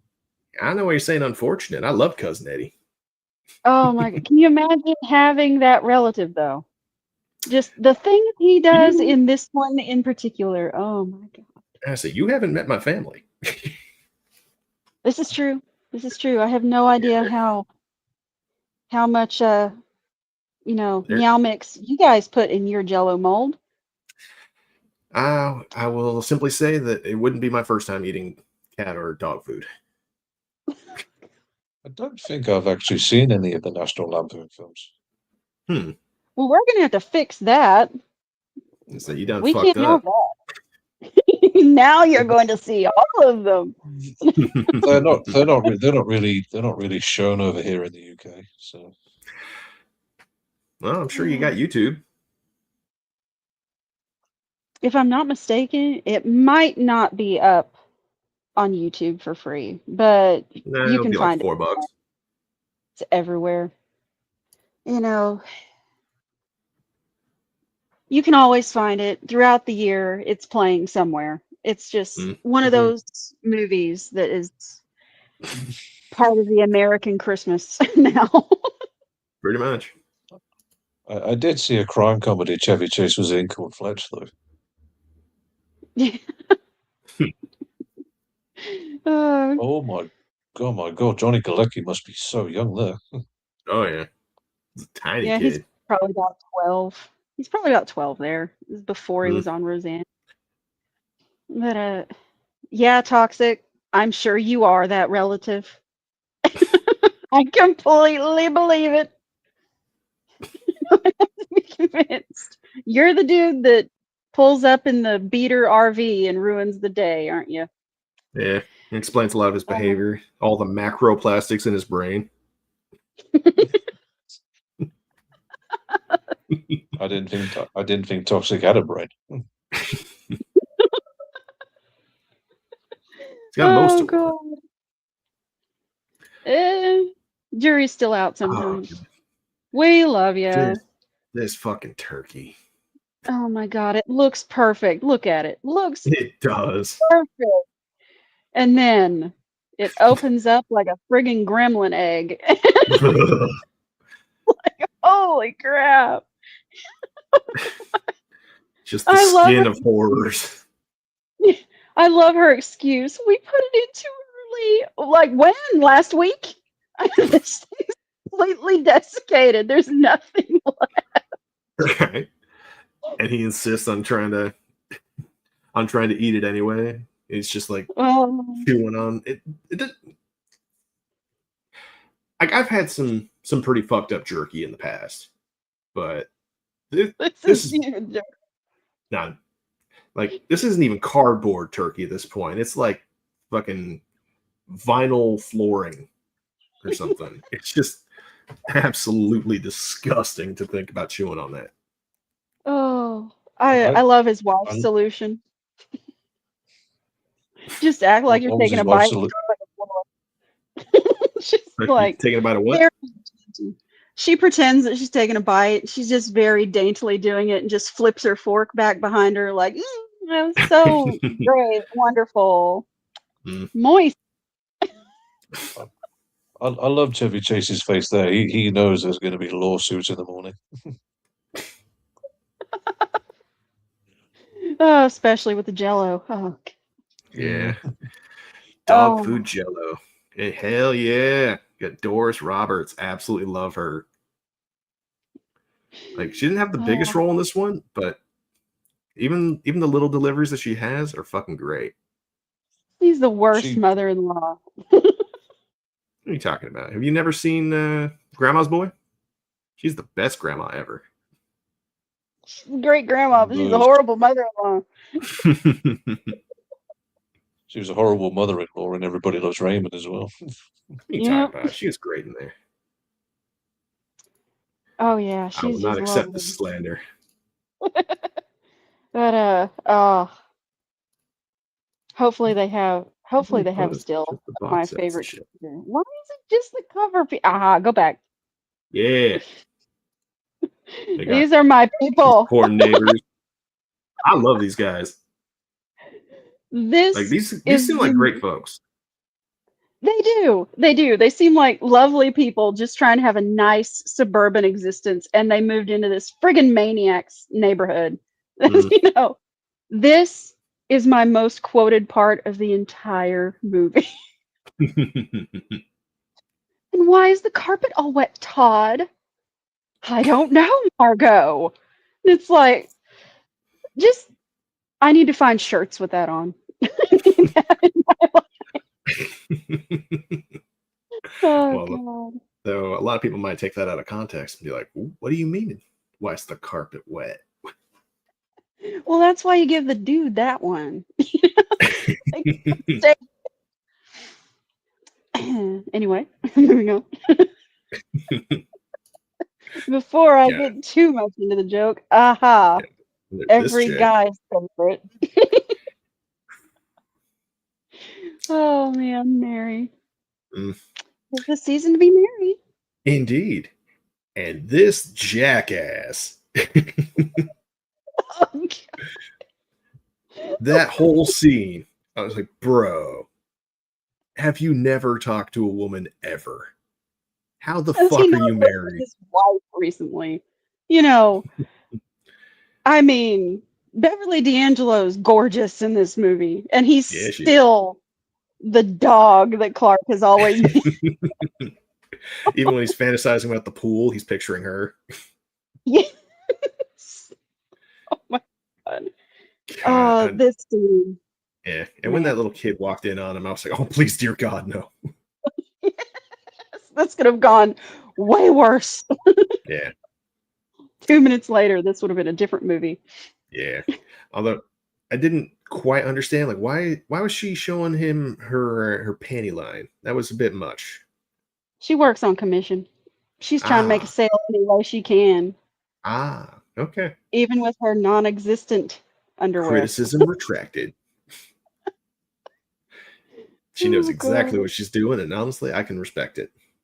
Look at the blouse. She knows exactly what she came here to do today. Mm. Back in the 90s when bangs were a thing. And you could get away with that Mm. instead of all these. Well, they tried to make bangs a thing in 2020, except everybody cut their own. Bad Lockdown idea. was weird. At least they didn't have to go out amongst people. Yeah, We call it a fringe here in the UK. do they now? Fringes are not good for people. They really Is aren't. this a fringe? That's a that's a that's That's a that's a, that's a comb over if I've ever saw one. false hope. That's what that is. Mm, Just let it go. Let it go, man. Your hair's gone. It's yeah, okay. I got one bad photo in my like mid-20s, and I was like, nope, I will embrace my baldness. It's fine. As you should. Mm. Go for it. It's fine. Bald is. We got a full SWAT team. Yeah. It's a complete misunderstanding. And that's one of the things I love about Ed, honestly, is like he heard the criticism about this guy. He was like, not today, motherfucker. Not to the Griswolds. And he fucking kidnapped him. What's a Class A felony for Christmas? You know, That's love. it is. He's willing to go to prison for life for Clark. Yeah. Hell yeah. His heart is bigger than his brain. I think we can all agree. Well, as I said, he didn't have like a metal plate in his head. He said that he has a plastic one because it was more affordable. Well, that's not really the reason he has the plastic. Hmm. It's because every time his wife turned on the microwave, he'd pee Oh himself yeah. and forget who he was. Now I remember. My bad. Oh, God. Yeah, our Denham's right. He loves his family, even if he is an idiot about it. You gotta love Ed in the end. You spend half the movie thinking, oh my God, will you please just leave? Right. And then he ends up being probably the best person in the family. In a Arguably, way. yeah. Like, in his own special way. Sure, he put radioactive raw sewage in the sewer next to their house, and it blew up a whole bunch of shit.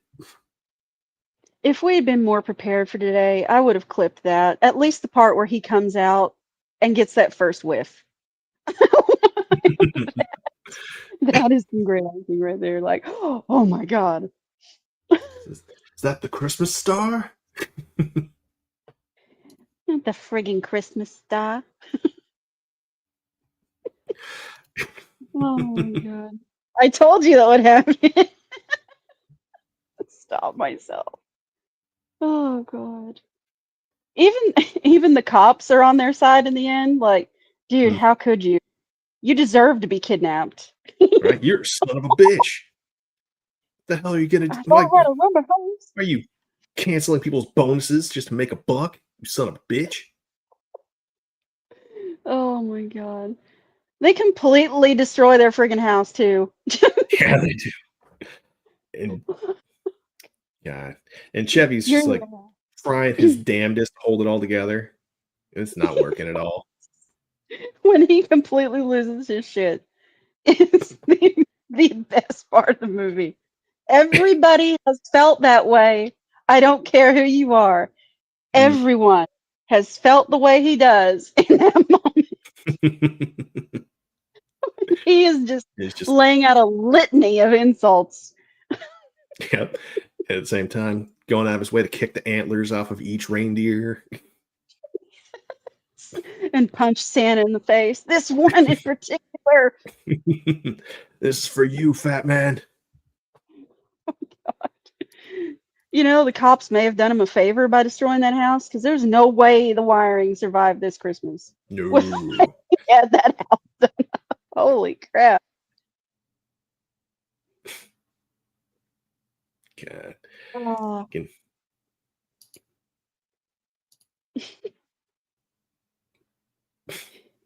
Just a great cast too. Everybody's just wonderful in this.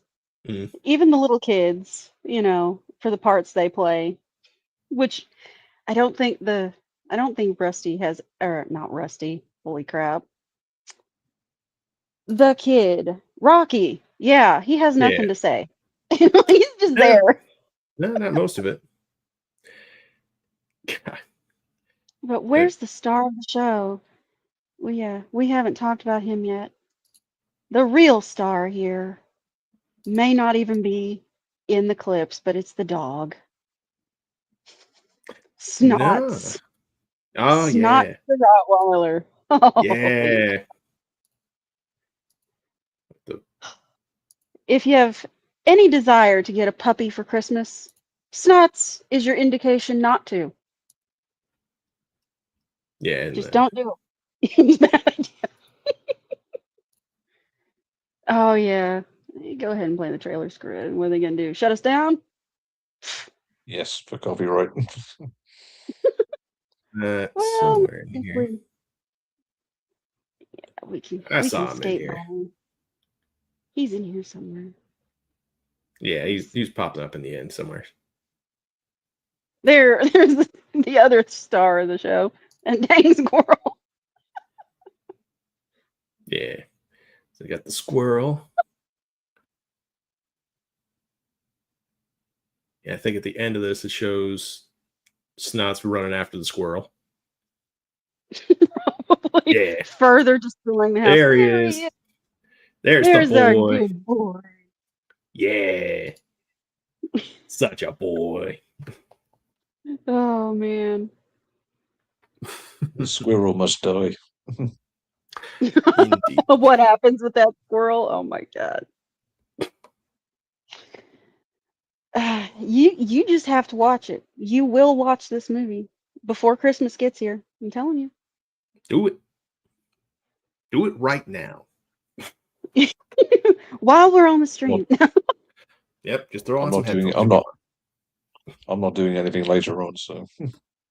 Okay. Well, there you go. That's your evening handled. Yeah. But and there are much worse ways to do it. I need to do something else other than play Resident Evil, so. It's so Christmassy. Oh my God, these two. Oh, Yeah, they have her read or do the grace because she's 80. And she just sings the national anthem I or pledge does the Pledge of allegiance Allegiance. to the flag of the United States of America. And they go with it. They just go with it because what do?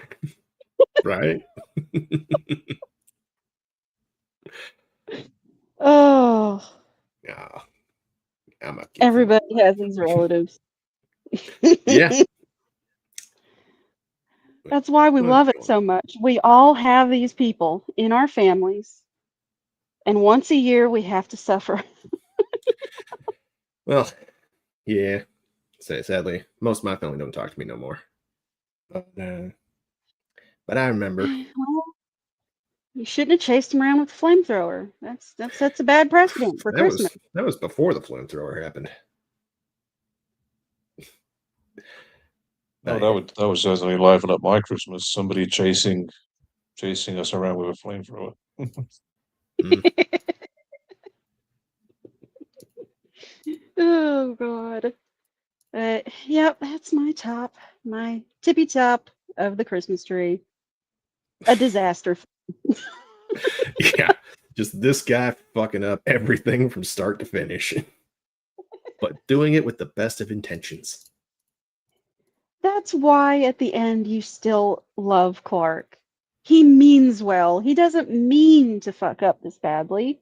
It Mm. just happens because he's too freaking stupid to know any better. Like, oh God. Yeah, if you start watching this later, you will be hooked from the opening scene. You will.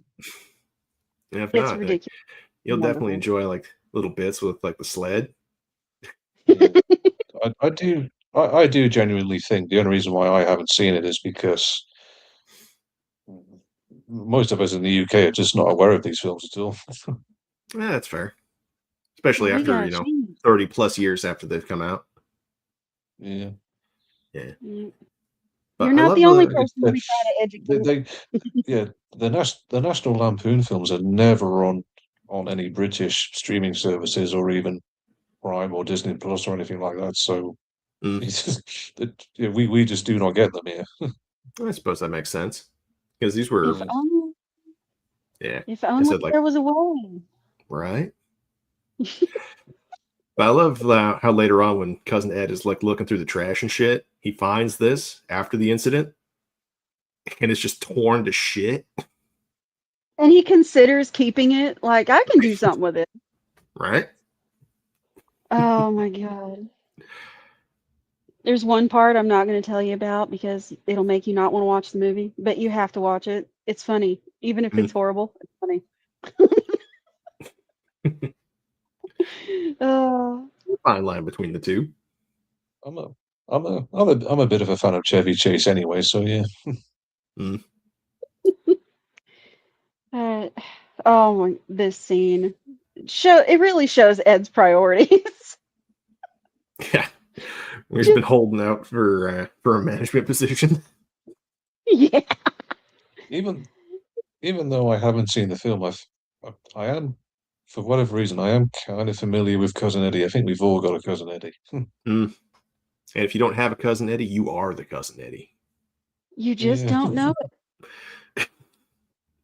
Well, to be fair, I don't think he knows that he is the cousin Eddie. it. He's one of those people that he's well-meaning, but he's too stupid to know that he is the family idiot. You know, Mm. just God. though This scene Clark up gives him a here. run for his money. Mm. Now this scene where he's up in the attic, that actually got me pretty good. I know. We probably all feel like that when we run across the old home movies or the old pictures of Christmases past and just Mm. sitting there wishing we could recapture that. That's why he does all of this. Yeah. He wants to recapture the magic of his childhood Christmases. And whether he does that in the end, that's up to you. He's personally thinks he does, but it's Mm. definitely a memorable Christmas. Let's Oh put yeah. it We can't forget. It's been on the news. that way. Oh God. Just they look so normal, don't they? But then they're Mm. led by this madman. Yeah.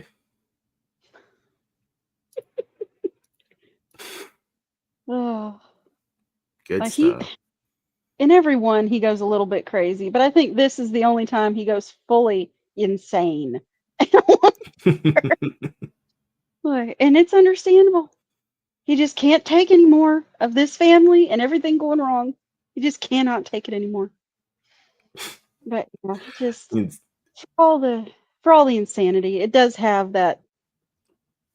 It does have a good story behind it. The meaning of Christmas is there. It's all about family. Everything he does is for family. So mm. I really doubt that Christmas bonus went to a pool after all that damage that the No, SWAT team. he's gonna need a new house. It's a Sounds down like payment. it's better than Deck the Halls, which I thought was a very cynical film.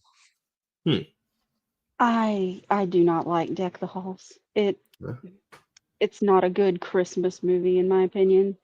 It has some Yeah, funny moments, but yeah, it's not. No. same thing with Christmas with the Cranks. Oh Lord, I didn't even finish Christmas with the Cranks. I tried. I tried twice to watch that one, and I just couldn't do it. It just came across as very mean-spirited. Oh, It's not Yeah. fun. damn. And you were So talking about how who's sorry, go on. I was gonna say, and you were and earlier, like the whole reason you picked the Christmas movies wasn't even due to the seasons, just because you liked them. So if Christmas with the Cranks wasn't enough for you, it's pretty fucking low bar. It's true. So At least I'm not who's alone. whose next pick is it? Or We're done. It's you. You get to talk about at least one of yours since I Hmm sent you I the link I late. I am going to pick my most underrated one, which is Joyeux Noel. Good Okay, luck, so you say Chris. Joy and Noel. No, sorry, go back. Joy EUX. It's French, by the Ah, way. gotcha. EUX.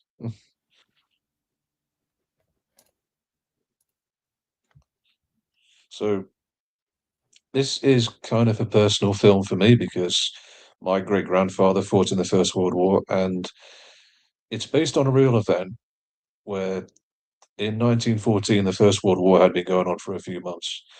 And for one reason or another, just soldiers on both sides just stopped fighting and celebrated Christmas with each other, and they became friends and just were like, why are we doing this? Why are we killing each other in a war we don't understand? Why have we been sent here to do this? And Mm. every single actor brings their A game, and it's such a powerful message of finding meaning and friendship and camaraderie and common ground in like the worst situation. But yeah, that's I think it was Diane Kruger's first major film role as well. So there's that. Oh no, it wasn't. She was in Troy before then. But anyway, Mm. it's I think the underlying message is humanity, really. You Oh know, yeah. these men have been told lies basically about who the enemy is, and then they later realize, oh no, the enemy is their superiors, the ones who have Oftentimes, yeah. told them, the ones who have told them to go out and kill their fellow man. But yeah, no, it's based on a thing where on Christmas Eve, 1914, up and down the Western fronts, British and French and German soldiers just, for whatever reason, started drinking and trading chocolates and even playing football games with each other. Well, as you guys call it, soccer. Mm. It was, and this is the only film that they made about the events, as far as I Is know. this? Oh, it is based on a true story. That's fucking amazing. Yeah. I'll definitely have to look into that. Thank you very much for sharing that. It is a great I movie. I watched this with him. It's It's worth it. It's worth all the subtitles too, for those of you that don't like to read. Well, I watch anime. I read subs all the time. It is the only way to do. I believe it was nominated for best foreign. What's the award at the Oscars? Best foreign picture or something like that. Probably. Something like that. Yeah, and yeah, Gary Lewis, one of our best character actors, he plays a priest who becomes a medic and a soldier on the front line to help two boys he was looking after. And I won't spoil too much, but yeah, Nice. Also an Outlander, you know. yeah. Okay. Another thing that nobody but me watches. Ooh, one. Can you go back one? Of course. One tragic thing about the French soldiers at the start of the war was you'll notice he's wearing like a forage cap. The French soldiers didn't have helmets, so that's why a Oh lot of them shit. got yeah, a lot of them got killed at the beginning of the war for that reason. That's terrible. Very much so. And don't get me wrong, I like a good festive Christmas comedy as much as anyone else, but just my view, I think more than any other film, this film gets across the true meaning of Christmas more than any I've seen anyway. Mm.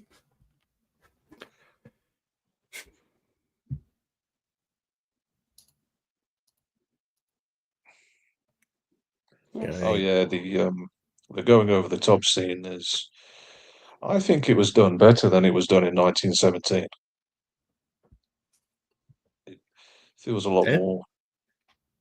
Any over the going over the top scene in 1917, we don't actually know any of the characters, whereas in this we do get to know several of them, which makes it even more sad. Mm. Mm. Yeah, so like in 1917, you only know the one guy. Yeah, Although just that visual of seeing him run through hundreds and hundreds of men, they're just going into the meat grinder, basically. Harrowing Yeah. stuff. Oh my God. Oh, sorry, go back one. All right. You'll notice as well the French soldiers were wearing like blue tunics and red trousers, and they had that. And the officers, like that lieutenant, they had like the red, the crimson red and gold pattern on Mm. the top of his hat. Like you're practically asking for a sniper to shoot you in the head, but that's what they Yeah. had to wear. Yeah. So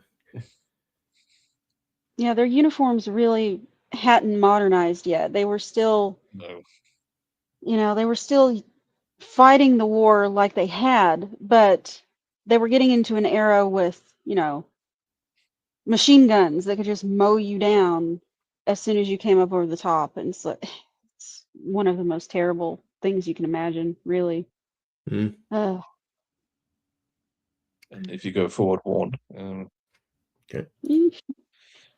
I think it's A fair lot. to say the British uniforms were a lot more practical. But those are 100%. Scottish soldiers. I think of the Black Watch Regiment. They were the Black Watch Regiment is actually the most deployed unit in the British Army, more than any other regiments. Hmm. Um,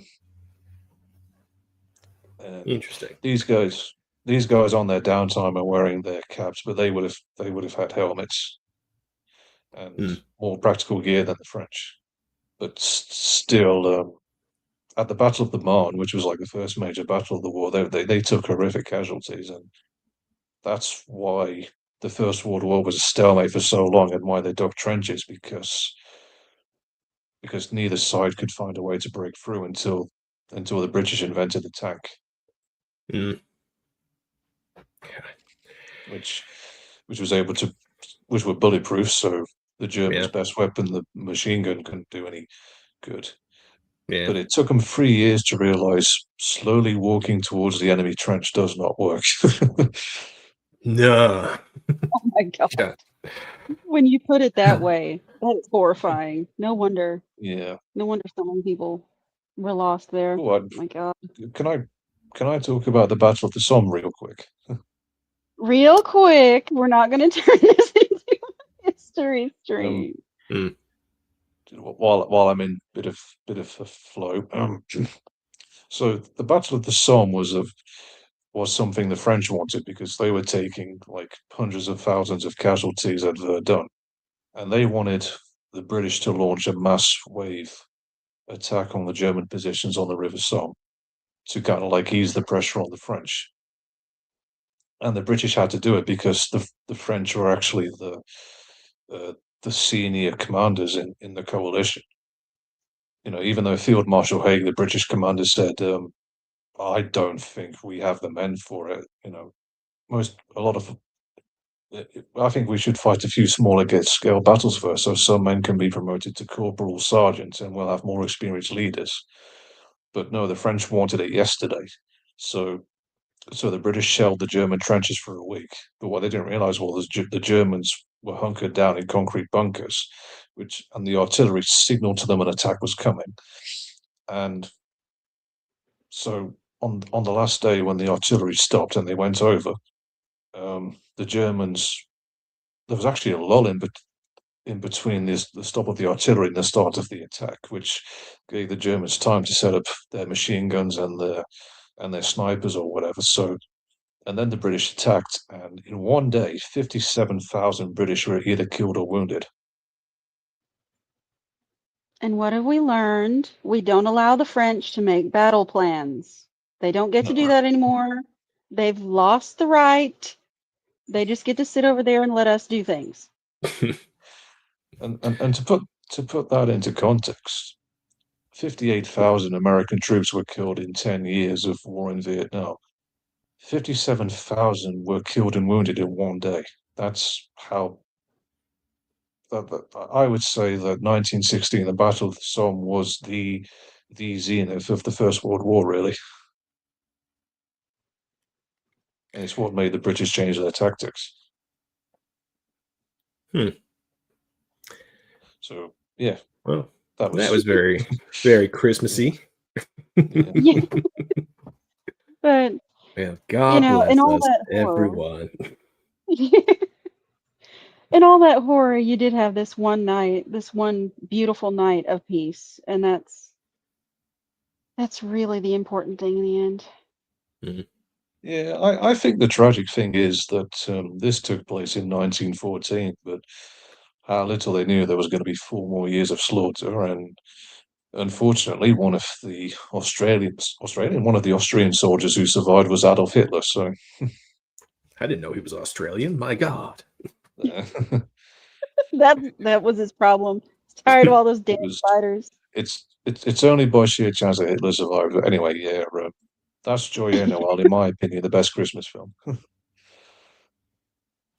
It's an excellent choice. It really is. Yeah. A somber one to be sure, but well worth it. I love that idea. I'm like, what the fuck are we doing? This is Christmas. Yeah, we've been sent here against our will to do this. I love that shot of the three officers bonding with each other. Yep. And then the next day, it all has to start again. Just.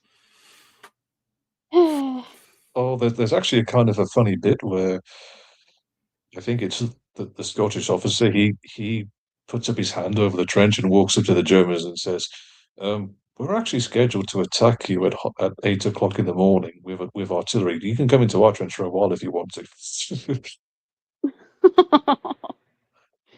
Oh, that's brilliant. Just, I think we've given a pretty good list today, guys, of recommendations for Christmas. Hell yeah, we got a lot of variety. The absurd, the poignant, the insane, something for everybody. Yeah, and the somber. Definitely Good the times. somber. Yeah, and the classics. Yeah, we got it all covered. Yeah. And just a message for sports fans. Don't ever let a Brit tell you that it's hand to egg. It's not. It is football. And die on that hill. Well, I just did. It is hand egg. No, it is football. If I was a mod, I would ban you. Why don't you call it by its proper name, gridiron? It's much better. We've never called it. You call it that. I'm not going to argue with you about football. We do this anyway. Mm. Anyhow, All right. there's So, plenty of time for that on Christmas. nah. Now we'll save that for 2026. The great football debate of 2026. Yeah. So you're gonna have to find somebody who's actually invested in it. I don't give a shit about sports. How dare. Oh, I It's can all the same. completely. So all the same. It's not. The nets are in different places. Well, no, it's just they're doing the same shit over and over and over again. Run 5 yards, fall down. Run 5 yards, fall down. Yeah. If it's soccer, they're doing it. They're falling over on purpose. If it's football, somebody else is doing it. That's the difference. Yeah. It's all whatever to me. My NFL team, the New York Giants, lost against, so that's nice. Oh, the shock and surprise. Surprise. Giants blew in. I ain't even talking about my team. At least I have a team, which you don't. I'm working on it. I'll settle on a team eventually. Well, I'll get back there eventually. Yeah. But anyway, thanks everybody for coming and hanging out with us for an hour and a few minutes, and putting up with us, letting us talk about Christmas movies, and to some differing degrees of how great they are. Some of them are just for fun, some of them are meaningful. But just want everybody to have a good Christmas and happy holidays, and we'll see you again. We'll see you again soon. Yeah. Bright and ugly in 2026. Merry Christmas, everyone, and it's been a good stream. Thank you for joining us. No problem. Bye, everyone.